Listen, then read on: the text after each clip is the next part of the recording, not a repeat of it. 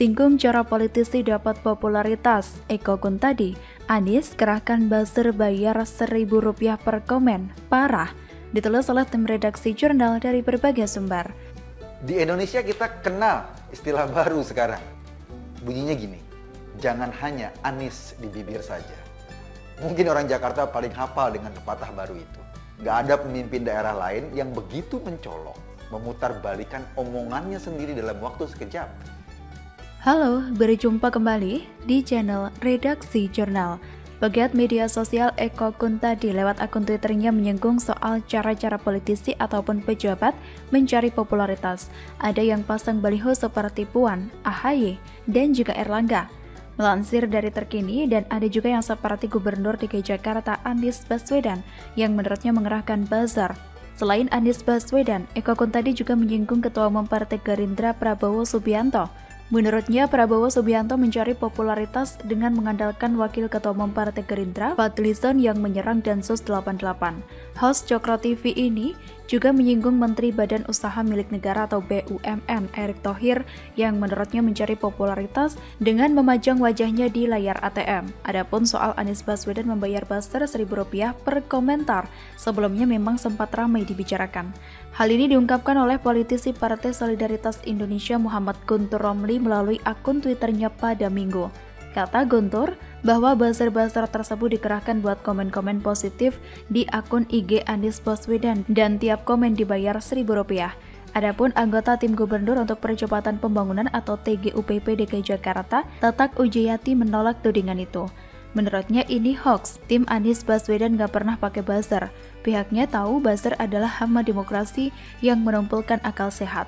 Ia juga mengungkapkan bahwa situs seperti itu siapapun bisa buat, ketahuan dari siapa yang pertama kali mengunggah. Niatnya bisa diduga untuk menjatuhkan Anies. Saya kira buzzer Anies ini cukup banyak, bahkan bisa dibilang sadis dan mengerikan. Sesadis-sadisnya buzzer NKRI, paling hanya ngatain Tengku Sul bukan ulama, risih provokator, AHY anak mami, FPI organisasi radikal, Nur Sugi dan Cuk. Bandingkan dengan buzzer Anies seperti Tengku Zul, PKS, FPI yang begitu mengerikan. Kita tentu belum lupa bagaimana cara buzzer Anies di Pilkada DKI Jakarta 2017. Buzzernya tidak hanya nyinyir, namun meminta Ahok untuk dipenjara. Buzzer Anies juga menjadikan ayat suci Al-Quran sebagai sarana untuk kampanye menolak Ahok yang non-muslim. Buzzer Anies juga menjadikan mayat sebagai sarana untuk kampanye menolak Ahok yang non-muslim. Mayat pendukung Ahok diancam tidak akan disolati. Spanduk penolakan jenazah pendukung Ahok bertebaran di masjid-masjid. Banser pun sampai turun tangan melihat fenomena yang sangat memprihatinkan seperti ini. Belum lagi buzzer yang kerap membanding-bandingkan Anies dengan Jokowi yang sebenarnya tidak apple to apple. Anies sampai disebut gubernur Indonesia oleh para buzzernya. Jelas ini menghina Indonesia sebagai sebuah negara. Hanya karena bisa berbahasa Inggris, buzzer Anies membuat narasi bahwa Anies lebih layak menjadi presiden dibanding Jokowi. Secara tidak langsung hal ini jelas merendahkan Presiden Jokowi. Buzzer Anies banyak dan sadis. Hanya saja narasi yang dibangun oleh buzzer Anies berhasil dimentahkan oleh buzzer NKRI yang menggunakan data dan juga akal sehat. Karena kalah narasi, maka buzzer Anies playing victim dan menyebut Anies sebagai gubernur Indonesia. Maka saya curiga, jika buzzer Anies sudah dibayar oleh tim Anies untuk mengatakan sesuatu yang munafik untuk meningkatkan elektabilitas Anies. Apa yang mereka katakan tentang Anies justru diduga kuat menjadi faktor kuat untuk menurunkan imunitas tubuh. Karena buzzer ini membuat imun tubuh saya berkurang. Namun, saya mengambil sisi positifnya. Justru dengan menyinyiri balik para buzzer ini, saya justru akan meningkatkan imunitas tubuh. Tapi sayangnya mereka ini pengecut. Tipe pendukung Anies ini memang tukang blok yang gak berani melawan argumen. Karena mereka logikanya kurang dipakai gitu kelihatannya ya. Begitulah kura-kura.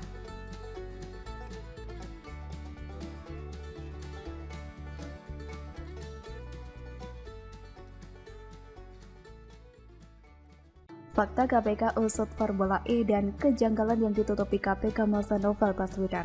Ditulis oleh tim redaksi jurnal dari berbagai sumber. Dipanggil atau dilakukan klarifikasi. Sudah ada beberapa mungkin pengumpulan data, informasi termasuk juga dokumen. Tapi detailnya sekali lagi kami tidak akan sampaikan secara rinci karena tahapannya adalah masih di penyelidikan. Kasus Formula E yang rencananya digelar oleh Pemprov DKI Jakarta ini sudah masuk ke babak baru. Kasus ini mendapat perhatian yang tinggi dari masyarakat karena baunya sudah kemana-mana.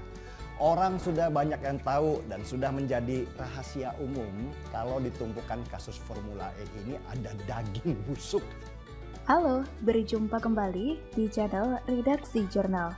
Baru-baru ini pegiat media sosial Denny Siregar menanggapi berita yang mengungkapkan 5 fakta KPK usut Formula E.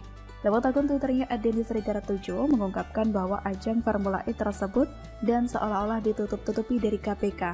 Denny juga mengungkapkan bahwa itu merupakan hal yang tidak wajar, padahal aroma busuknya begitu kencang.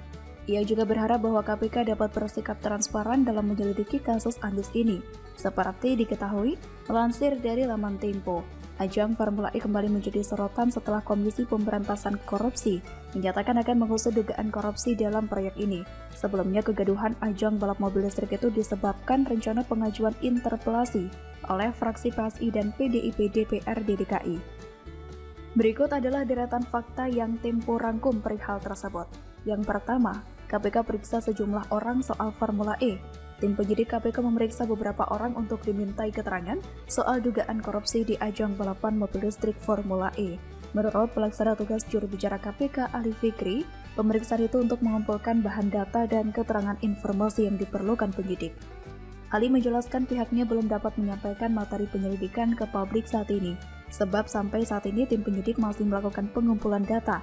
Ia juga meminta publik terus mengawal kerja-kerja KPK sebagai unsur pengawasan sekaligus pendukung upaya-upaya pemberantasan korupsi.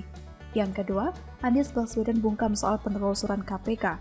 Seperti diketahui, Gubernur DKI Jakarta Anies Baswedan bungkam soal pemeriksaan Kepala Dinas Pemuda dan Olahraga DKI Jakarta Ahmad Firdaus oleh Komisi Pemberantasan Korupsi soal perhelatan balapan mobil listrik Formula E. Andis yang baru saja menghadiri pelantikan pengurus Pordasi DKI Jakarta 2021 di Balai Agung Balai Kota Jakarta Pusat langsung melenggang pergi setelah melakukan wawancara singkat mengenai mata acara tersebut. Andis tidak menggubris pertanyaan media seputar pemeriksaan KPK atas program Formula E atau isu di luar mata acara. Ia segera pergi menuju ruangan yang tidak bisa dimasuki oleh awak media. Yang ketiga, Ketua DPRD DKI sebut ada bukti permulaan kuat.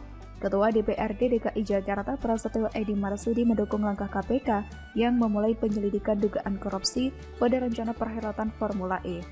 Ia mengklaim langkah KPK sejalan dengan kepentingan 33 anggota DPRD DKI Jakarta dari fraksi PSI dan PDI Perjuangan yang mengajukan hak interpelasi terhadap Pemprov DKI.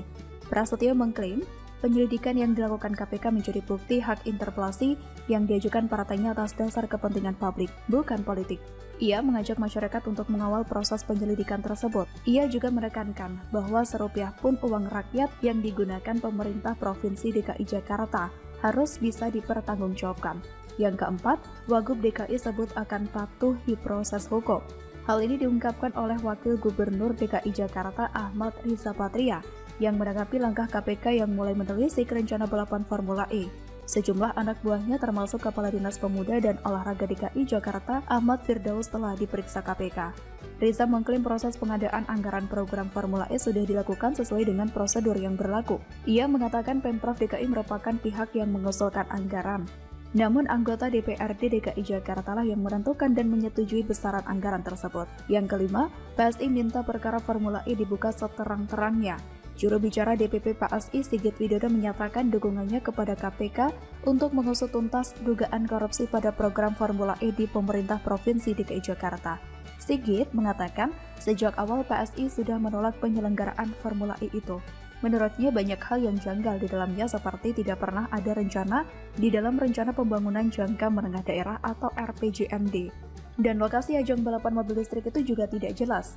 PSI juga menemukan kejanggalan terhadap komitmen biaya yang berubah-ubah dan tanda bukti pembayaran biaya Formula E yang tidak disampaikan kepada DPRD DKI Jakarta, yang awalnya dibilang perlu 400 hingga 500 miliar rupiah per tahun, lalu berubah jadi 560 miliar rupiah untuk 3 tahun. PSI berharap penyelidikan KPK bisa membuka semua hal yang menjadi tanda tanya pada rencana Formula E, sehingga bisa mengedepankan asas praduga tidak bersalah. Memang benar, Menurut saya, KPK harus buktikan jika memang ada kecurangan dalam pengadaan dana ajang Formula E ini. Semoga saja tanpa novel, KPK bisa lebih garang dan sadis, apalagi kita semua tahu siapa orang-orang di balik Formula E. Mereka pasti akan memberikan perlawanan, karena kepentingannya terusik dan kenyamanannya mulai terganggu. Terkait Anies yang bungkam saat ditanya media, dia memang selalu begitu. Kalau soal prestasi, dia tidak akan kekurangan kata-kata. Kalau bicara soal masalah, mulutnya seolah dikunci gembok, diberi password, dan dilengkapi sensor pengenalan sidik jari, retina, dan suara. Dia akan selalu menghindar dan berkelit. Bagaimana menurut Anda?